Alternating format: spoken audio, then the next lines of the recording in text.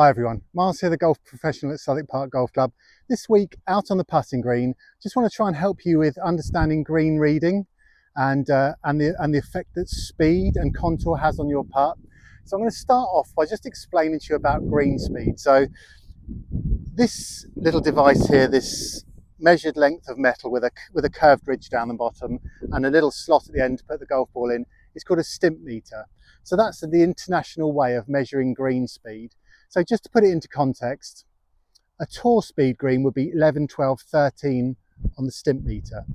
A good club green is probably somewhere around 8. With us here at the moment, winter maintenance, fresh dressing today, it's going to be slower than that. But that's where they should be at this time of year. I'm talking about a reading of 11 or 12 on a tour speed green for probably just those 4 or 5 days where they shave the grass down. So that's that. So let me show you how a Stimp meter works, and we're going to have an understanding of speed. So all I'll do is rest it in the groove, raise it slowly till it starts to roll, and then that will be our measurement. I've stuck some tees in the ground here at 4 and 8 feet.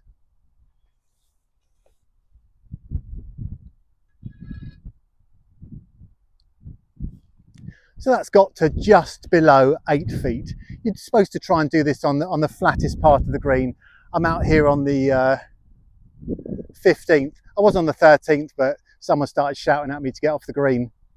Anyway, they were on the 18th tee and probably not very sure of their ability. Anyway, I digress. So Stimp meter reading will help you very lightly, I think, but it's an understanding of how fast greens can be and how they work. You will play at some courses. Some of the the top courses will probably in the summer they'll give you a Stimp meter reading for that day, so you can have a rough idea of speed. When things are hellish fast, then you probably do need to understand that they are going to be that quick and you can adjust. But obviously we have a practice putt before we start our round, and then we'll know. So let me just show you a couple of things on the contour.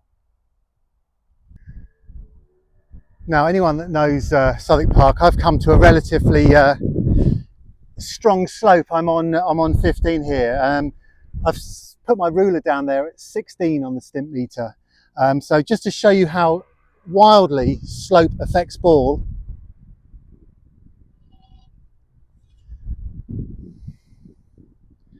So that green would be running at something like 18 on the Stimp meter, and back the other way.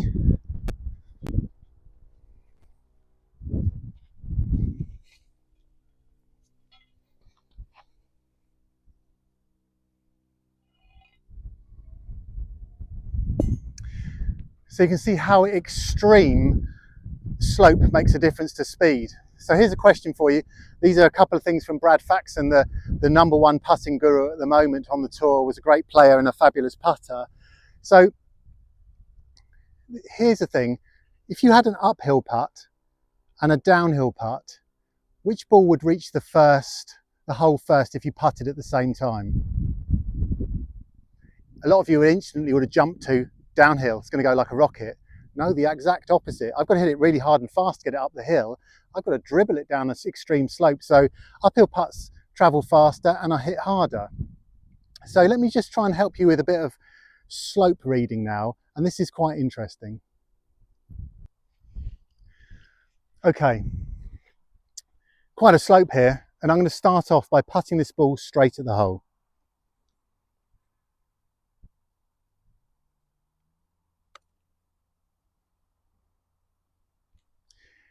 Huge break. Here's the thing. This is the Brad Faxon tip for very good green readers. How can you find square from this point? How do you find your straight putt? Look at this now as a clock face. Where do I need to go to find straight as I look at this hole? And it's going to have to be, on this green it's relatively straightforward because I'm going to putt straight up the slope. It would be me going from here, which we're going to say is 7:30, over here to 6 for a straight putt. So if you can start to work out that, it might help you judge the amount of slope that you need to use for each putt. Seems a bit highbrow, it's very good. Okay, so apparently Brad Faxon says you can tell the good green reader, they'll tell you straight away there's my straight putt from this point. So you might have to think about it, but think about it. It's a really good tip. Secondly, this is one for the really new golfers. You will have seen people crouch down and have a look. If you've not done it, you'd be amazed how different it looks. So you've got time to do this. This is my whole thing about speed of play. Don't leave your bag over there where it's in the way and you're going to take a lot of time, and don't faff about getting your head cover and your ball marker out your bag. Be organised and ready to play. And then when you get to this green and it's your turn to play, take the time you need. Take the right amount of time for you to clean your ball, mark it, line it up, look at the putt, track, and then execute in the right sort of time. Time wasting in slow play isn't that, it's the faffing about. So yeah, do that, have a look from behind. Now I could talk to you about aim point, and maybe I did a bit of plumb bobbing in my youth. Aim point I don't think is going to help very many club golfers. We were talking about tour speed greens a minute ago. When things are moving that quickly and taking that much break, maybe it can help you. Personally, for me, I think aim point, which is this straddling the line and trying to feel the slope in different amounts of weight in your feet, that's the very short version of it, isn't going to be for many people. So yeah, take your time, try and find straight on the green. Where would the straight putt be? And work it out in a clock face where that would be. So if we're at 7 o'clock, so putts between 8 and 4 are going to be uphill, and then that would make putts between 10 and 2, say, downhill. That can help you start to judge slope as well. I mean, for when you're playing the same course all the time, you probably get a good feel of, you've walked up to your putt and you know roughly where it is anyway. The other thing is this whole thing about self-doubting yourself.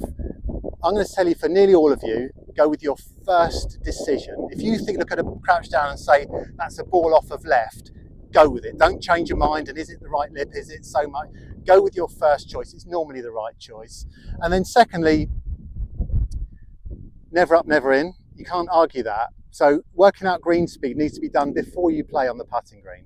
So try and visit the putting green, because greens are different all the time. Today's been a difficult day for some of the golfers, because the greenkeepers had to do some treatment. So some of the early starters had a dewy green, a fast green, an ironed and cut green, and a sanded green. That makes it quite difficult, but on the whole, it's very good here that the putting green is going to be the same as the surfaces you're about to play. And go on the putting green and find a straight uphill putt. If you're missing that straight uphill putt, start to work on your stroke, because that's the thing that's letting you down, because you're not misreading it. You can find there's plenty of straight uphill putts on that putting green of, say, a 2-putter length, and start to see how many of those you're holding, because if you're missing those left or right, then you've got a stroke related movement problem probably. So a bit of stuff there to think about. Green reading is, putting on its own is a game within a game. It has very little in common with striping your driver putting. So yeah, equipment's going to be important to you. Grip size is going to be very important. Weight can be a huge factor in a putter, or how it feels in your hand. So have an experiment. Think about different grips. We talked about that in a previous video, that a much fatter grip changes a putter totally if you've got a skinny grip on there. So think about that. And if you want a lesson on putting, come and see me. I am a terrible putter, but I know the theory and I can spot the mistakes. See you all next week.